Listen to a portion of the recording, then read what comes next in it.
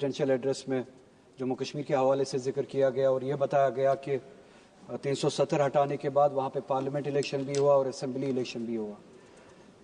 ताजुब है कैसे इस मुल्क को बेवकूफ़ बनाया जाता है। ये कोई पहली बार नहीं है कि असेंबली का इलेक्शन, पार्लियामेंट का इलेक्शन जम्मू कश्मीर में हुआ हो। 370 के होते हुए भी होता था।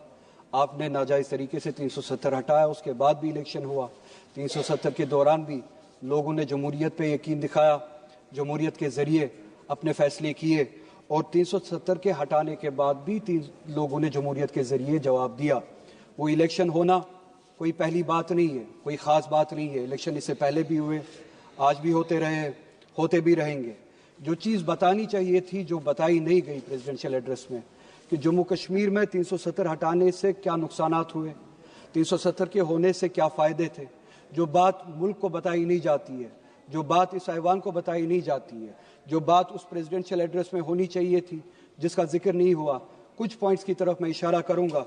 जो बात होनी चाहिए थी, हकीकत ये थी कि ह्यूमन डेवलपमेंट इंडेक्स अगर आप उठा के देखें 370 के होते हुए और 370 के बाद, 370 के होते हुए जम्मू कश्मीर कोई पिछड़ा राष्ट्र, पिछड़ा हुआ राज्य नहीं था, पसमानदा रियासत नहीं थी। 370 के होते हुए HDI के इंडेक्स पे, ह्यूमन डेवलपमेंट इंडेक्स पे जम्मू कश्मीर का शुमार छठे रियासत का होता था। अगर आप कंपेयर करें उन रियासतों से जहां पे बीजेपी गवर्न करती है, बिलखुसूस आपकी मखसूस और ख़ास रियासत गुजरात, जहां पे जम्मू कश्मीर का ह्यूमन डेवलपमेंट इंडेक्स 370 के होते हुए जम्मू कश्मीर का 0.712 था, वहीं पे गुजरात का वहां से ज़्यादा कम था, जो कि 0.677 में था। हरियाणा का जम्मू कश्मीर से कम था, 0.702 पे। उत्तर प्रदेश का उससे भी कम था, 0.596 पे। मध्य प्रदेश का जम्मू कश्मीर से बहुत ज़्यादा कम था, 0.606 पे। बिहार का 0.76 पे।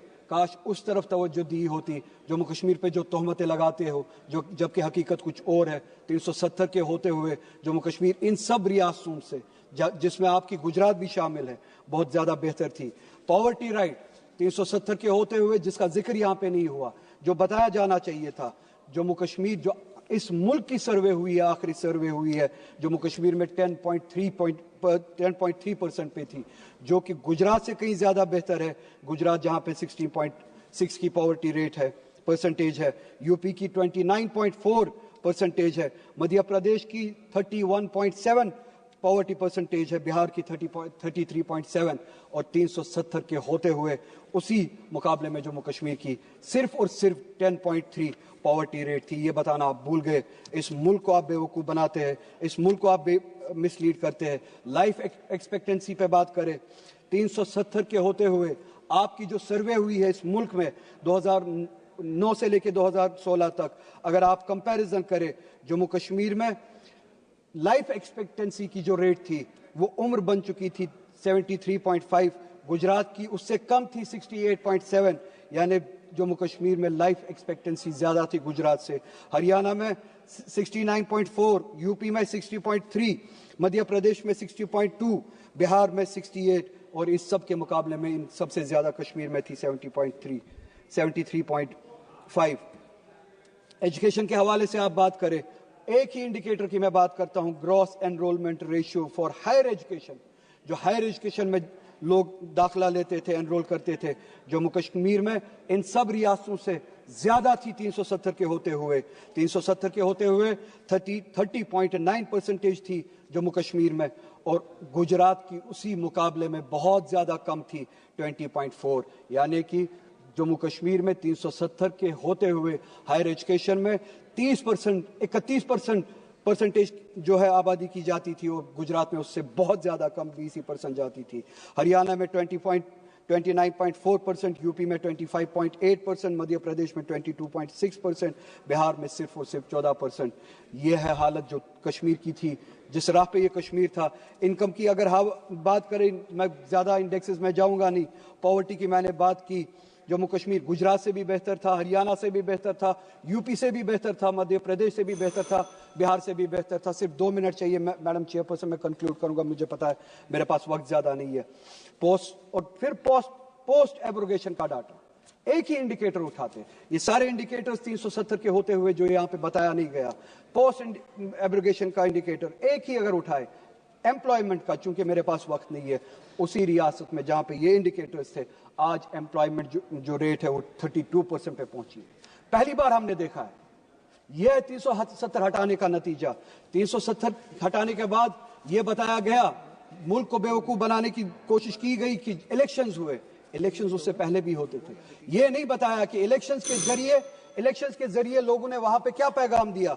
इलेक्शंस के जरिए पैगाम दिया, असेंबली में रेजोल्यूशन पास हुआ, न सिर्फ 370 बल्कि कॉन्स्टिट्यूशन के जरिए इस रियासत को, जम्मू कश्मीर को, जो 1953 से पहले जो स्टेटस मिला था, असेंबली ने वो रेजोल्यूशन पास किया कि हमें तब तक ये स्टेटस कबूल नहीं है जब तक वो स्टेटस बहाल ना किया जाए।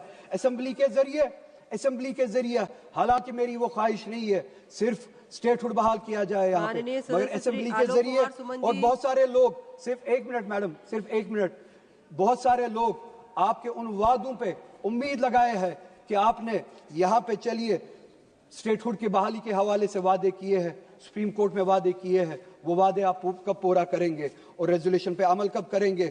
जो स्टेटस था जम्मू कश्मीर का 1953 से पहले, वो एक दिन इस मुल्क को वापस करना पड़ेगा। और आखिर में मैडम, पूरे मुल्क में जो मुसलमानों की हालत है, मैडम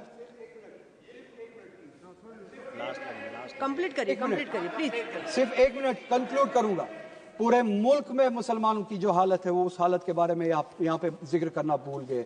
सुबह एलओपी ने भी जिक्र किया, उन्होंने भी अपने एआई रेवोल्यूशन का जिक्र किया, विजन का बताया।